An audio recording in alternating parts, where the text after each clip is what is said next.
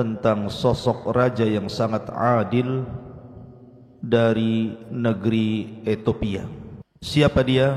Bagaimana keadilannya dan bagaimana wafatnya? Bagaimana pula Nabi SAW sangat mengagungkan raja ini. Ma'asyiral muslimin yang dimuliakan Allah Subhanahu wa taala, kalau cerita Ethiopia atau dikenal dengan Habasyah, maka gelar bagi raja Habasyah itu disebut dengan An-Najashi. Sama dengan raja Persia disebut Kisra, kemudian raja Romawi disebut Kaisar, kemudian raja Yaman disebut Tubba, kemudian raja Mesir disebut Fir'aun, dan begitulah istilah-istilah gelar bagi raja-raja di berbagai macam negara. Dan kalau kita cerita tentang Habasyah, negeri Ethiopia ini, maka banyak sejarah yang sangat erat kaitannya dengan Al-Quran dan Sunnah Nabi SAW.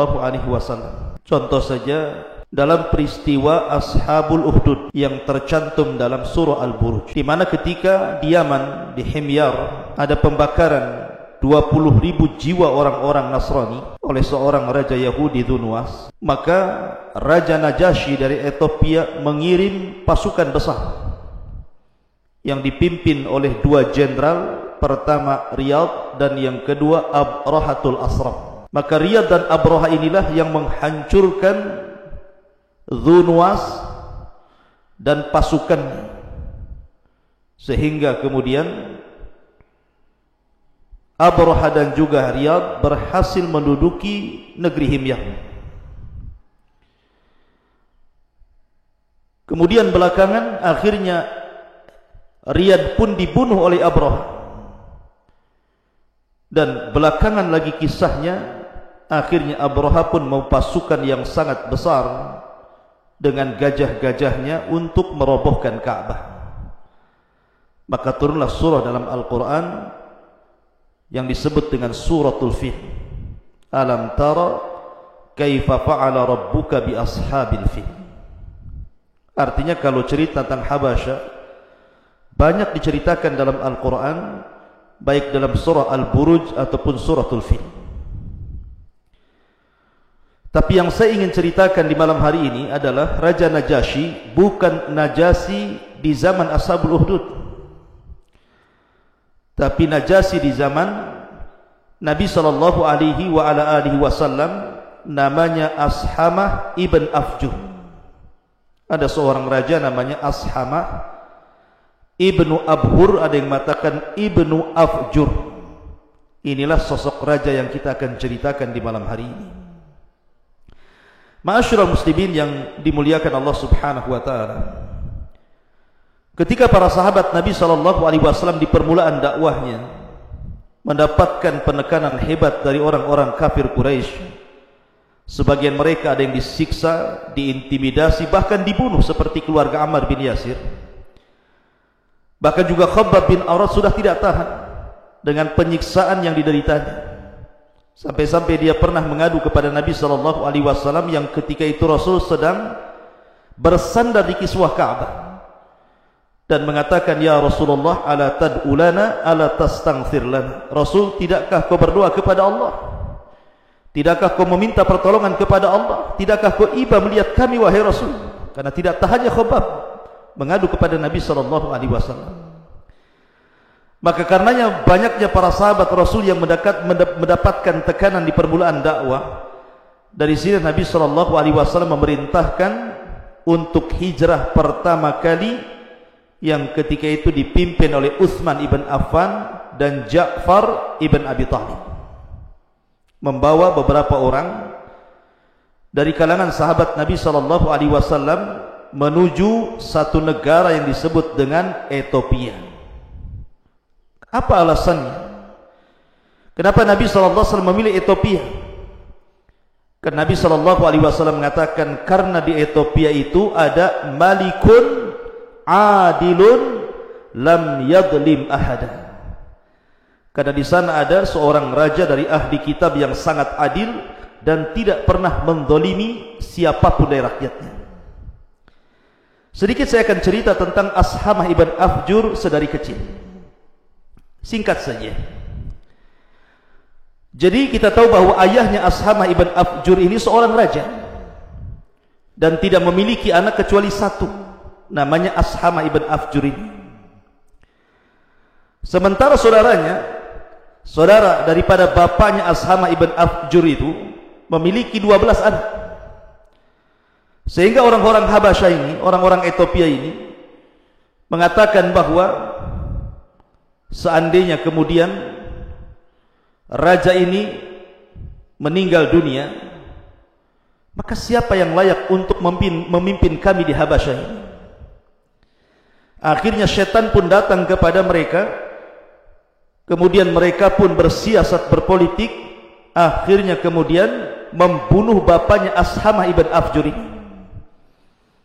Kemudian diserahkan kekuasaannya kepada saudaranya.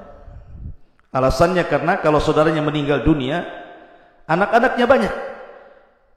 Artinya bahwa stok rajanya itu bisa banyak gitu ya. Sementara kalau ayahnya Ashamah ibn Afjur ini punya satu anak saja. Maka setelah meninggalnya ayahanda daripada Ashamah ibn Afjur ini, maka kekuasaan pun jatuh ke tangan saudaranya, saudara daripada ayahanda Ashamah ibn Afjur ini. Maka Ashamah pun menjadi yatim dan dirawat oleh pamannya.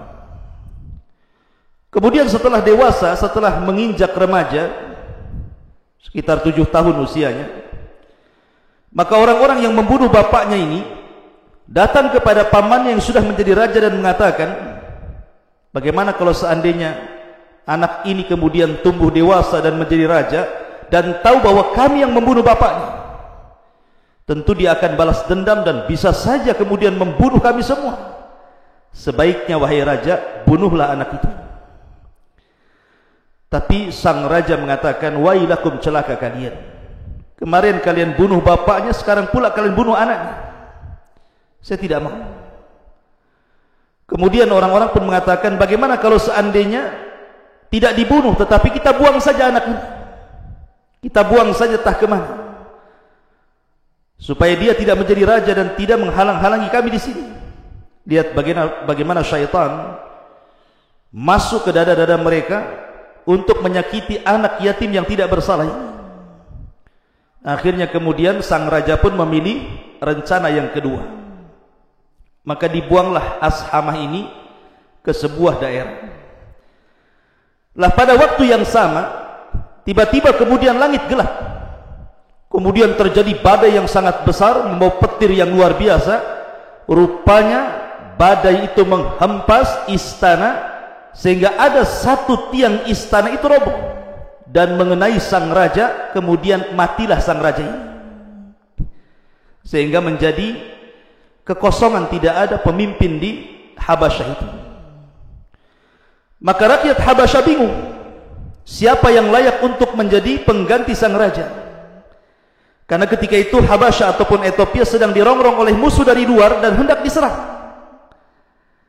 Akhirnya ketika melihat anak sang raja yang 12 orang itu, tidak ada satupun yang layak menjadi pemimpin ataupun menjadi raja di Habasyah, kecuali Ashamah ibn Afjur. Walaupun masih remaja, tetapi memiliki kecerdasan di atas rata-rata. Maka menyesallah orang-orang ini dan mengatakan, bagaimana kalau seandainya kita cari lagi Ashamah itu, kita jemput, bawa lagi ke kerajaan, kita jadikan raja kita lagi. Akhirnya dicarilah Ashamah yang sudah dibuang itu, kemudian sudah ketemu, dibawa ke istana, kemudian diletakkan di singgasana raja, kemudian dinobatkan menjadi Raja Ethiopia. Itulah Raja Najasyi yang namanya Ashamah ibn Afjur. Setelah kemudian Ashamah pun tumbuh menjadi dewasa, maka Ashamah berhasil melindungi negara Ethiopia dari serangan-serangan musuh. Bahkan dikenal dengan keadilan, dan masyarakat Ethiopia belum pernah merasakan kenyamanan, ketentraman hidup di negeri Ethiopia melainkan ketika Ashamah menjadi raja. Itulah berkah keadilan dari Allah Subhanahu wa taala, tidak memandang mukmin kafir. Kalau memang raja ini adil, maka akan diberkahi sebuah negeri. Ma'asyiral muslimin yang dimuliakan Allah Subhanahu wa taala.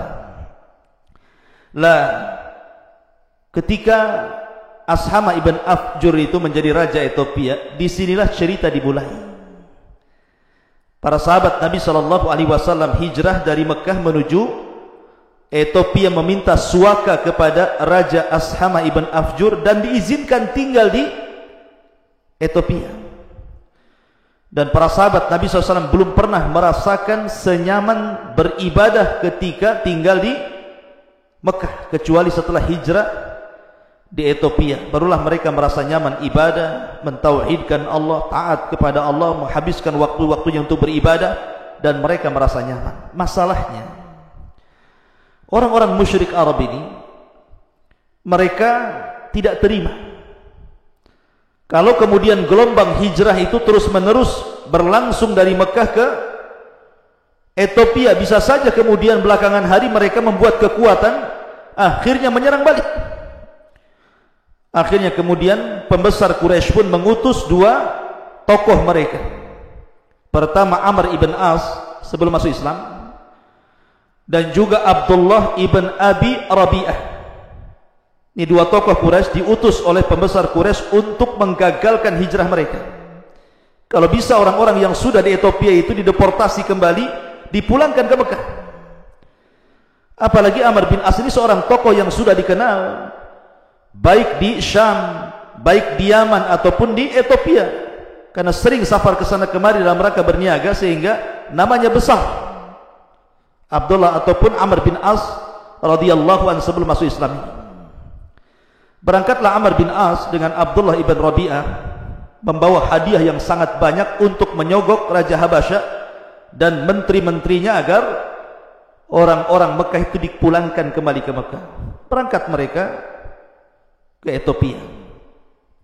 Sesampainya di Ethiopia, maka mereka pun membagi-bagi hadiah kepada para menteri-menteri Ethiopia. Menteri-menteri Habasyah ini dibagi semuanya, tidak ada yang ketinggalan kecuali mendapatkan hadiah dari orang-orang Quraisy musyrikin. Termasuk juga Raja Ashama ibn Afjur, disediakan emas yang banyak dengan syarat memulangkan orang-orang yang hijrah dari Mekah ke Habasyah. Ma'asyiral muslimin yang dimuliakan Allah Subhanahu wa taala, mulailah mereka membuat isu menjelek-jelekan para sahabat Nabi sallallahu alaihi wasallam yang hijrah dari Mekah ke Madinah. Dan mereka mengatakan kepada para menteri-menteri Habasyah ini, kalian lihat orang-orang itu. Orang-orang itu adalah orang-orang sesat. Mereka menyelisih agama kami, dan mereka juga bukan bagian daripada agama kalian. Kenapa kalian tampung mereka? Kemudian panjang ceritanya, intinya bahwa bagaimana kemudian Amr bin As ini menghasut menteri-menteri itu agar bisa berjumpa dengan Ashamah ibn Afjur, Raja Najasyi ini, supaya bisa memulangkan orang-orang yang sudah hijrah dari Mekah ke Ethiopia ini. Tapi Raja Habasyah ini, Ashamah ibn Afjur ini seorang alim dari ulama'i ahli kitab. Dia banyak menguasai Taurat dan kitab-kitab agama mereka. Bukan hanya seorang raja Najasyi ini, tapi juga seorang ulama dari kalangan ahli kitab, dan dikenal keadilannya. Dia tidak terpengaruh dengan hadiah-hadiah itu.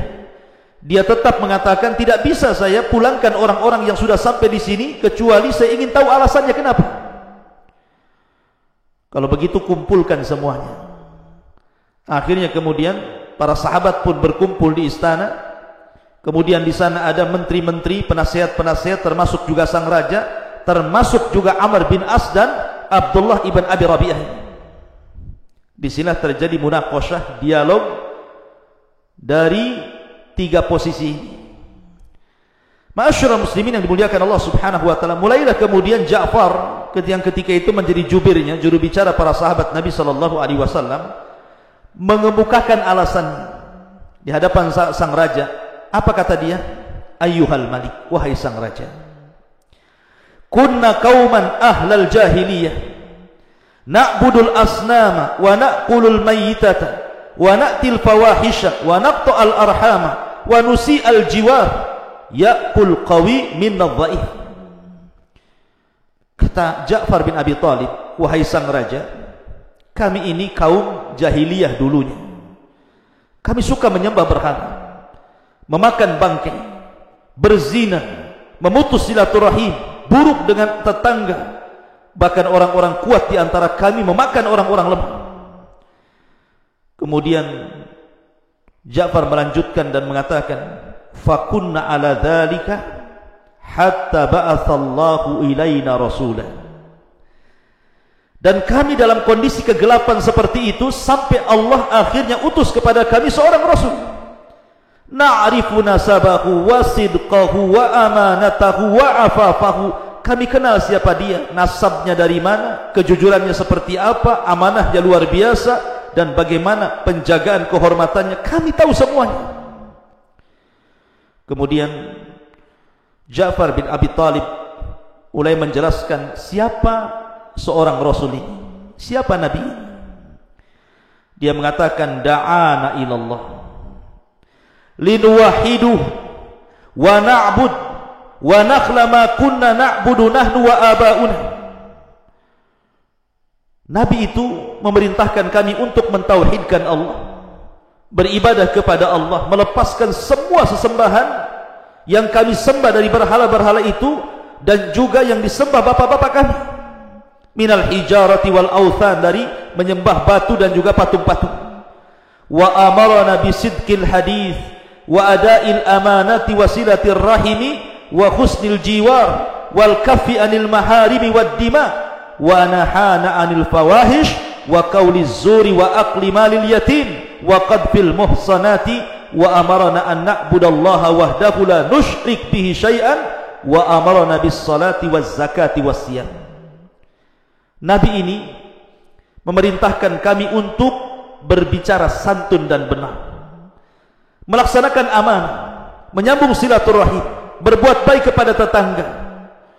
Kemudian melarang kami untuk mendatangkan yang haram-haram dan menumpahkan darah, melarang kami untuk berzina, melarang kami untuk mengeluarkan kata-kata dusta, melarang kami untuk memakan harta anak yatim, menuduh wanita baik-baik berzina, memerintahkan kami untuk beribadah kepada Allah saja dan tidak menyekutukan Allah sedikit pun, bahkan memerintahkan kami untuk salat, zakat dan juga puasa. Subhanallah, lengkap sekali keterangan daripada Ja'far bin Abi Thalib ini. Kemudian mulailah Ja'far melirik Amr bin As dan mengatakan, fa'ada alaina qaumuna fa'adzabuna wa fattanuna an dinina liyarudduna ila ibadatil awthani min dunillah wa an nastahilla ma kunna nastahil minal khaba'ith. Tiba-tiba kemudian kaum kami mengisyaratkan kepada Amr bin As yang masih musyrik ketika itu. Tiba-tiba kaum kami yang musyrik itu, mereka melampaui batas kepada kami, mereka menyiksa kami, mereka memfitnah agama kami. Kemudian mereka memaksa kami agar kembali menyembah berhala dari sesembahan kepada Allah Subhanahu wa taala, dan kemudian mengembalikan kami untuk melakukan hal-hal yang kotor. Tentu tidak mungkin ini kami lakukan. Ma'asyiral muslimin yang dimuliakan Allah Subhanahu wa taala. Kemudian Ja'far pun mengatakan, falamma qaharuna wa zalamuna wa syakau alaina wa halu bainana wa baina dinina kharajna ila biladika wa ikhtarnaka ala man siwaka wa raghibna fi jiwarika wa rajawna alla nadlim indaka ayyuhal malik. Kemudian Ja'far mengatakan, ketika kemudian mereka memaksa kami, mendolimi kami, menyiksa kami, kemudian memisahkan di antara satu kami dengan yang lainnya, maka kami pun keluar terpaksa hijrah menuju negerimu. Dan kenapa kami memilih negerimu wahai raja? Karena kami tahu bahwa engkau tidak mungkin mendolimi kami, dan kami pun tidak mungkin berbuat dolim kepada anda. Kemudian selepas itu Najasyi pun hanya mengangguk-ngangguk. Dia orang cerdas, walaupun tidak paham apa yang dikatakan Ja'far bin Abi Thalib, karena Najasyi itu kan bahasa Ethiopia, beda dengan bahasa Arab, tapi ada penerjemahnya. Tapi dari situ mulai terang benderanglah apa alasan kenapa orang-orang ini kemudian keluar dari Mekah dan dikejar-kejar oleh orang-orang Quraisy. Mulailah kemudian Amr bin As menyangka dan mengatakan, ya Raja, bukankah seorang nabi itu harus punya mukjizat?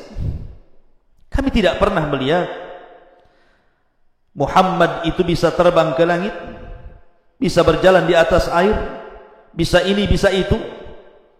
Bukankah seorang nabi harus punya mukjizat? Maka kata Najasyi, tentu.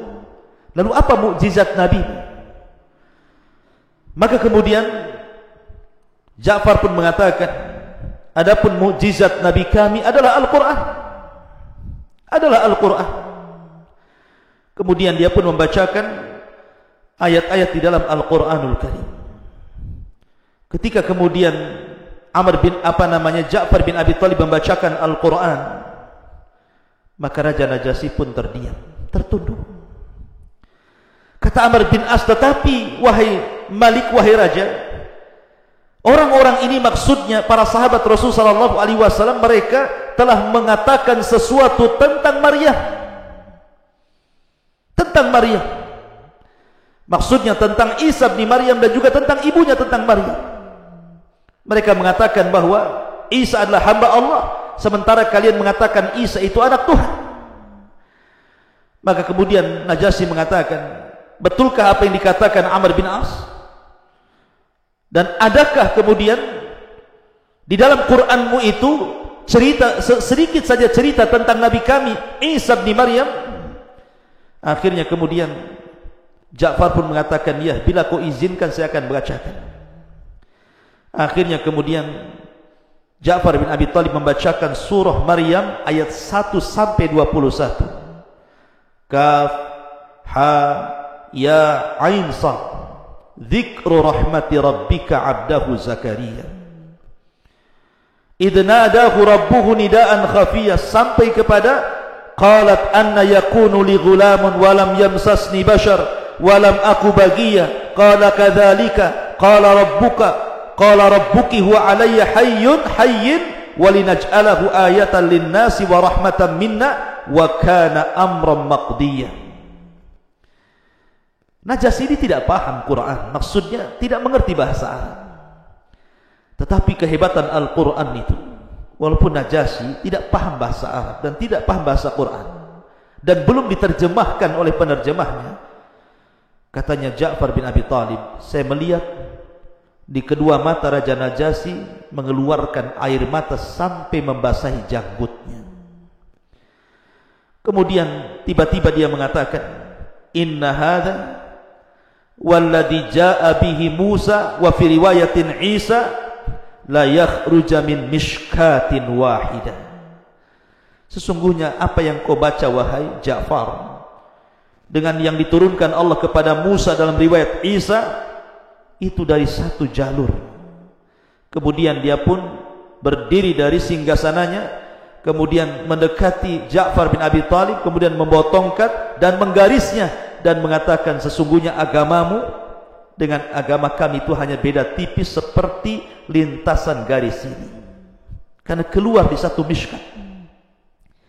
Maka dia pun melirik kepada Amr ibn As dan mengatakan, demi Allah saya tidak akan melepaskan mereka walaupun kau tebus dengan gunung Uhud berupa emas. Biarkan mereka tinggal di sini, pulanglah kau ke Mekah. Ma'asyiral muslimin yang dimuliakan Allah Subhanahu wa taala. Lihat, di sini ada faedah besar saya katakan. Bagaimana Raja Najasyi bisa terpengaruh dengan mendengar Al-Qur'an kemudian masuk Islam? Maka kita katakan di sini ada keajaiban Al-Quran. Ya, karena Al-Quran itu bisa mempengaruhi apa saja. Al-Quran itu bisa mempengaruhi apa saja. Bisa mempengaruhi gunung, bisa mempengaruhi batu, bisa mempengaruhi hewan, bisa mempengaruhi bangsa jin, bisa mempengaruhi para malaikat, alam malaikat, bahkan bisa mempengaruhi orang kafir sekalipun. Apalagi orang-orang yang beriman yang membacanya. Di zaman Nabi sallallahu alaihi wasallam ada seorang sahabat namanya Usaid ibn Hudzair radhiyallahu anhu. Lah Usaid ibn Hudzair ini suatu malam dia pun membaca Al-Qur'anul Karim sementara Yahya putranya itu sedang di samping kuda yang ditambahkan. Dia pun membaca surah Al-Baqarah, Alif Lam Mim Dzalikal Kitabu La Raiba Fihi Hudal lil Muttaqin. Tiba-tiba kuda ini bergerak-gerak. Karena Usaid pun takut kalau seandainya kaki kuda mengenai anaknya, dihentikannya bacaan. Kemudian dia teruskan lagi, ulaika ala hudam mir rabbihim wa ulaika humul muflihun. Bergerak lagi kuda ini dan hampir-hampir kakinya mengenai Yahya putranya. Akhirnya kemudian dia 3 kali membaca, kuda itu terus bergerak. Ketika dia melihat ke langit, rupanya ada awan yang menggumpal. Kemudian dia cepat-cepat mengambil Yahya putranya karena takut disepak kuda. Maka dia melaporkan hal itu besoknya kepada Nabi SAW dan mengatakan, ya Rasulullah, semalam saya begini begitu. Maka Rasul mengatakan, tahukah kamu hai Usaid, kenapa semalam langit bergumpal-gumpal awan? Maka Rasul mengatakan, tilkal malaikatu danat li sautika. Itulah para malaikat yang mendekat kepada suara bacaan. Lihat para malaikat. Gara-gara Usaid ibn Hudayr membacakan Al-Quran, malaikat mendekat dari mana-mana datang. Quran ini membawa pengaruh luar biasa. Bahkan Allah mengatakan, "Lau anzalna hadzal Qur'ana 'ala jabalin la ra'aitahu khashi'an mutasaddian min khasyatillah." Kalau seandainya kami turunkan Al-Quran ini kepada gunung, kau lihat gunung itu akan ketakutan dan akan pecah karena takutnya mereka kepada Allah Subhanahu wa taala. Wa tilkal amsalu nadribuha lin-nasi la'allahum yatafakkarun. Artinya Quran mempengaruhi gunung dan juga mempengaruhi bebatuan. Bahkan Al-Quran juga mempengaruhi jin. Lihat ketika 7 jin dari kabilah Yaman datang ke kebun kurma ketika Nabi SAW sedang salat sepulangnya dari Taif. Tiba-tiba mereka mendengar apa yang dibaca Nabi SAW. Rupanya ketika mereka mendengar Al-Quran, tiba-tiba beriman kepada Nabi SAW. Hanya mujarradis sama, mendengar saja, tanpa memahami dan tanpa bertanya isinya. Hanya mendengar suara Al-Quran dibacakan, tiba-tiba jin ini beriman. Sehingga Allah Subhanahu wa taala katakan, "Qul uhiya ilayya annahu istama'a nafarun minal jinni faqalu inna sami'na Qur'anan ajaba yahdi ila rusydi fa amanna bi." Kami pun beriman. Quran ini pengaruhi bangsa jin. Bahkan Al-Quran juga mempengaruhi banyak sekali di antaranya kisah-kisah orang-orang kafir yang masuk Islam hanya gara-gara mendengar Al-Quran di zaman Rasul. Seperti kisah Zubair bin Mut'im. Zubair bin Mut'im ini kan dendam kepada Nabi SAW, ingin membunuh Rasul karena kerabatnya banyak yang meninggal di perang Badar. Maka dia pun mengendap-endap, tidak tahu orang, dia datang ke kota Madinah dan siap menghunus pedangnya. Ketika itu Rasul sedang salat maghrib. Tiba-tiba Nabi SAW membaca surah Tur, kemudian sampai kepada ayat, am khuliqu min ghairi syai'in am humul khaliqun am khalaqus samawati wal ardi bal la yuqinun. Apakah berhala-berhala itu diciptakan dari segala sesuatu ataukah mereka tercipta sendiri? Ataukah mereka yang menciptakan langit dan bumi? Bahkan orang-orang musyrik pun ragu-ragu akan keyakinan.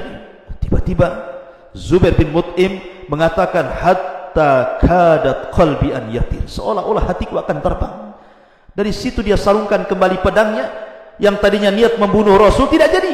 Kemudian setelah Rasul salam dari salat maghrib, dia mengatakan, asyhadu an la ilaha illallah wa annaka rasulullah. Dan banyak sekali. Jadi pengaruh Quran luar biasa. Makanya wajar ketika Ja'far bin Abi Thalib membacakan surah Maryam ini, itu pula yang menyebabkan Raja Najasyi beriman dan masuk ke agama Rasul sallallahu alaihi wasallam. Satu-satunya raja dari kalangan orang asing yang pertama kali beriman dengan syariatnya Rasul adalah Najasyi, raja Ethiopia, raja yang sangat adil dan tidak pernah menzalimi siapapun. Namun sayang, ketika Raja Najasyi ini mulai meluruskan keyakinan ahli kitab tentang ketuhanan Isa bin Maryam ini, terjadi gelombang demonstrasi di mana-mana. Sehingga kemudian banyak orang-orang yang hendak keluar dari bai'atnya kepada Ashama ibn Afjur dan hendak kemudian merontohkan singgasananya. Tetapi dengan kepiawaiannya dan kecerdasannya, Raja Najasyi pun berhasil mendamaikan, akhirnya menangkap semua para pemberontak dan Habasyah menjadi negeri yang aman kembali. Sampai akhirnya 2 tahun sebelum wafatnya Nabi SAW, Raja Najasyi meninggal dunia. Dan Nabi SAW ketika mendengar kematian Raja Najasyi ini menangis, sedih. Maka dia mengumpulkan para sahabatnya, kemudian melakukan solat gaib pertama kali dan juga terakhir kali. Rasul hanya melaksanakan solat gaib seumur hidup itu 1 kali. Ketika Raja Najasyi meninggal dunia, karena memang di Habasyah dia tidak disolatkan. Karena tidak disolatkan itulah maka disyariatkan salat gaib. Ma'asyiral muslimin yang dimuliakan Allah Subhanahu wa taala, termasuk juga Raja Najasyi yang menghadiahkan pernikahan Rasul sallallahu alaihi wasallam dengan Ummu Habibah. Karena kita tahu bahwa salah satu yang hijrah dari Mekah ke Madinah ini adalah Ummu Habibah. Ummu Habibah ini putri daripada Abi Sufyan. Suaminya murtad, ikut agama ahli kitab, akhirnya meninggal dunia, dia pun jadi janda dan merawat anak kecil. Akhirnya Nabi SAW mengutus seorang sahabat Nabi SAW untuk supaya melamarkan untuk dirinya kepada Ummu Habibah, dan acara pernikahannya didanai oleh Raja Najasyi. Disebut dengan nikah taukil namanya, pernikahan dengan sistem wakil. Maka dibolehkan seperti pernikahan Rasul, satunya Ummu Habibah di Habasyah, sementara Rasul di Madinah. Kemudian Rasul mengutus sahabat untuk melamar Ummu Habibah, kemudian pernikahan terjadi dengan dana dari Raja Habasyah, sehingga ketika sah menjadi istri, maka Ummu Habibah pun pulang ke kota Madinah dan menetap menjadi istri Nabi SAW, satu di antara 11 istri Rasul dari kalangan Ummul Mukminin. Padahal dia putri daripada Abi Sufyan, pembesar Quraisy yang sangat memusuhi Nabi SAW, walaupun belakangan Abu Sufyan kemudian masuk Islam ketika tragedi Fathu Mekah. Wallahu alam, ini diantara sekilas atau sekelumit singkat tentang biografi Raja Najasyi. Mudah-mudahan ada manfaatnya. Subhanakallahumma bihamdika asyhadu an la ilaha illa anta astaghfiruka wa atubu ilaik. Allahu ta'ala. Assalamualaikum warahmatullahi wabarakatuh.